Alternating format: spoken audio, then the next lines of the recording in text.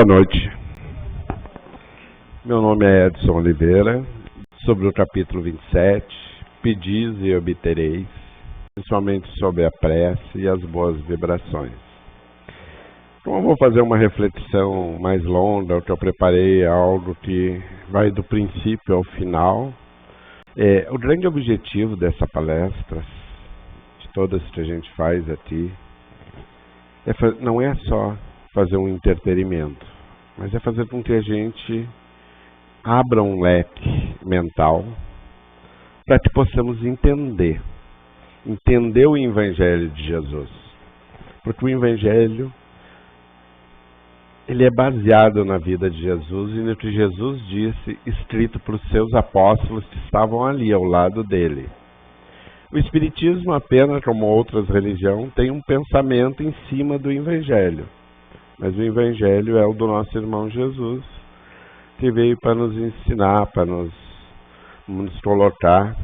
E eu vou pegar alguns ganchos da palestra do Roberto, para que a gente consiga entender isso melhor, caminhar nesse caminho, que é essa reflexão sobre as boas vibrações, essa reflexão sobre as preces. Mas daqui a pouquinho vamos ter um passe, ainda faltam 5 minutos. Mas acho que não dá tempo de eu botar um videozinho aqui para vocês. Eu vou deixar para botar depois do passe, que eu queria iniciar com ele, mas eu vou trazer uma mensagem. Jesus, quando esteve aqui na Terra, ele não trouxe de Deus as suas características. Ele não veio aqui falar sobre a natureza de Deus. Ele não nos deu nenhuma dica sobre de onde era Deus, de onde vinha, qual é a forma de Deus. Ele não falou nada disso.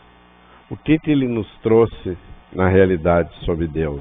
Que foi a sua principal mensagem, né? Porque ele já sabia que 18 séculos depois nós teríamos, junto com a ciência e com o Espiritismo, maneiras de decifrar essas características, essa natureza de Deus. Então, o que Jesus veio trazer para nós foram os aspectos de relacionamento, a nossa relação com Deus. E nesses aspectos de relacionamento que ele nos traz um Pai amoroso, um Pai misericordioso. Esse Pai é aquele que acolhe o Filho. E a gente vai lembrar da parábola do filho pródigo, onde o pai vai lá no portão receber o filho que havia errado, o filho que mais errou com ele. E ele vai lá receber. Então, Jesus ali vai nos dando as dicas desse relacionamento que nós temos que ter com Deus. Dessa maneira de nós interpretarmos Deus. Porque a gente, todos nós, fomos criados em religiões que tinham muito dogmas. E a gente, como o Roberto falou, não tinha as respostas necessárias para entender esses processos. Mas aos poucos, a nossa mente vai se abrindo, a gente vai descobrindo. Então a pergunta que eu faço é: qual é o nosso relacionamento com Deus? O que cada um de nós aqui pode pensar da sua relação com Deus? Será que eu sei rezar? Será que eu sei pedir a Deus?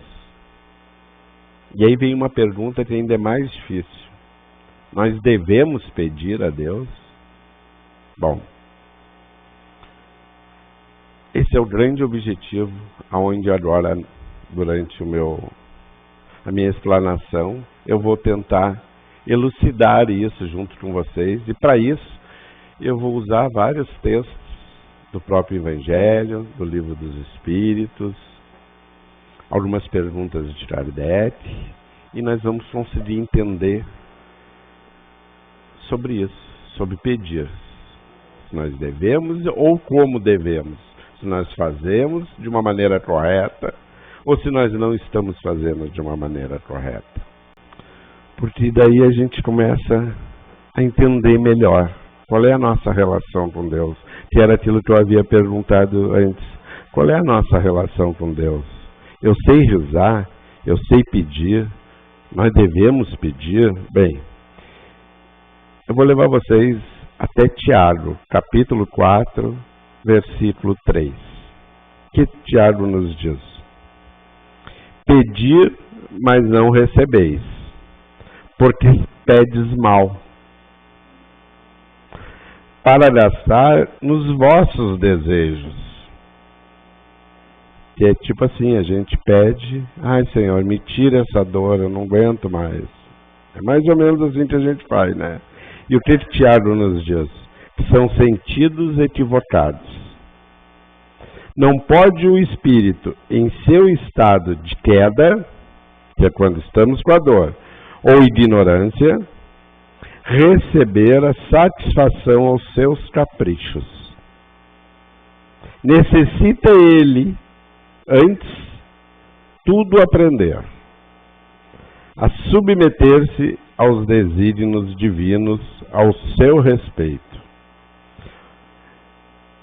Pequenos somos e nada sabemos do que precisamos. Bem, aqui eu só faço uma ressalva quanto isso foi escrito há 2000 e poucos anos atrás, quanto aos desígnios divinos, que na realidade somos nós que escolhemos passar pelas provas. Nós entramos em comum acordo no mundo espiritual que nós vamos passar por determinadas provas. Ou nós captamos ela durante o nosso percurso terrestre, digamos assim, né? Quando estamos encarnados, podemos também captar mais umas provinhas para ter que... Por isso o mundo é de provas e expiação, né? Bem, mas qual pai não dá ao filho tudo o que ele pede?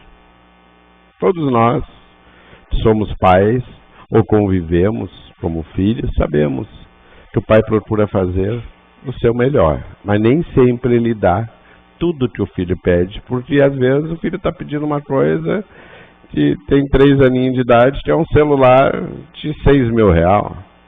Você sabe que ele não vai ter condições para isso. Então, nem todo pai dá aquilo que o filho pede. A mesma coisa é o pai lá em cima com nós, né?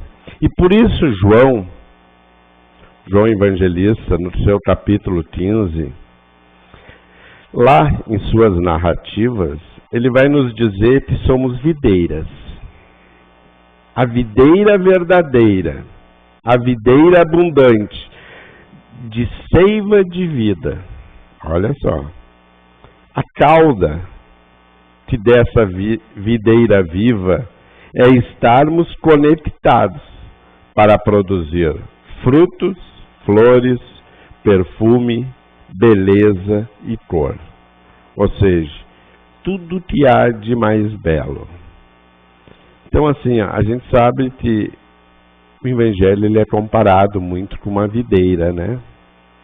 Com a uva, com a videira.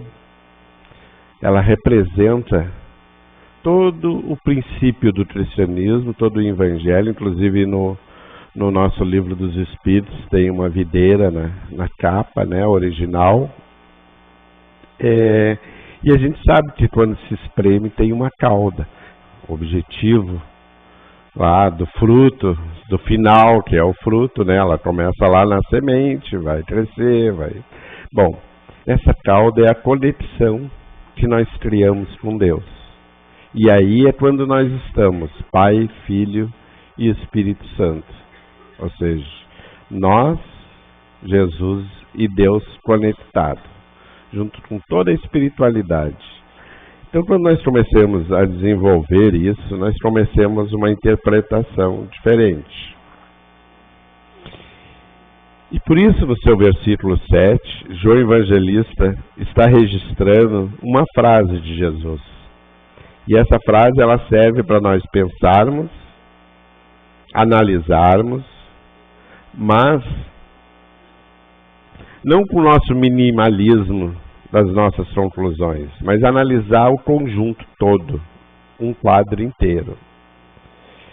E ali Jesus dá uma resposta, porque normalmente Jesus dava respostas.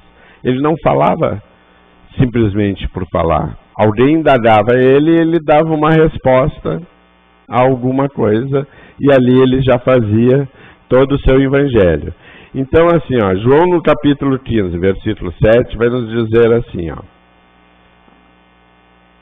que Jesus disse: assim, se vós permaneceis em mim, e as minhas palavras permaneceres em vós, pedirei tudo o que quiseres, e vós será feito. Então vamos marcar isso aí, porque o que nós fizemos? Nós, todos, encarnados, com um grau de dificuldade imensa, baseado no nosso orgulho e egoísmo, nós recortemos aquilo que nos interessa. E o que nos interessa aqui? Tudo o que quiseres vos será feito. E essa parte que nós esperamos. Então eu posso rezar que tudo que eu quiser será atendido. Então nós vamos continuar tentando decifrar isso. E aí nós vamos penetrar na doutrina espírita. Livro dos Espíritos. Uma das primeiras leis de adoração, que está lá colocada nas leis morais. Kardec vai dialogar, vai conversar com os espíritos sobre a prece, sobre as rogativas da prece. E aí na questão 659 em diante, ele vai tratando ali das questões da oração, e vai especificando, e vai falando, mas exatamente na questão 663, ele vai perguntar aos espíritos: podem nossas preces, os nossos pedidos, mudarem o rumo das nossas provas? Vejam bem, podem nossas preces, os nossos pedidos, mudarem o rumo das nossas provas? Que é isso que a gente quer, que é o que a gente normalmente faz. A gente pede ao Pai para que Ele nos livre daquilo que nós julgamos necessário. E está escrito lá, na frase de Jesus: tudo que te pedires será feito. Veja bem, eu não estou dando uma embolada na cabeça de vocês. Eu estou tentando fazer com que vocês reflitam junto comigo. E qual é a resposta dos Espíritos? Ela vai nos nortear, ela vai nos trazer conceitos importantes da nossa relação com Deus. A resposta que eles vão dar vai nos mostrar o caminho. Bem, à luz da doutrina, essa doutrina esclarecedora, nos diz que Deus não é um ser distante da criação. Tudo que a gente aprende aqui, a gente aprende justamente isso, que Ele não é indiferente. E que todo o planejamento espiritual que nós fizemos lá em cima, antes de descer, e essas dorzinhas que a gente vai sentir no meio do caminho, essas pedras que são colocadas, elas não estão engessadas. Não é definitivo. Não é como se fosse uma máquina. Bem, então está meio confuso isso, né? Jesus diz que tudo que pedir será feito. Tiago já fala que não é bem assim. João vai dar umas pinceladas. Vamos a Gênesis, escrito por Kardec, capítulo 2. Lá nós vamos encontrar um conceito de um Criador atuante, presente em nossas vidas. Então lá na Gênesis está dizendo que Deus faz parte da nossa vida e que os nossos pedidos não ficam à deriva, não ficam a esmo.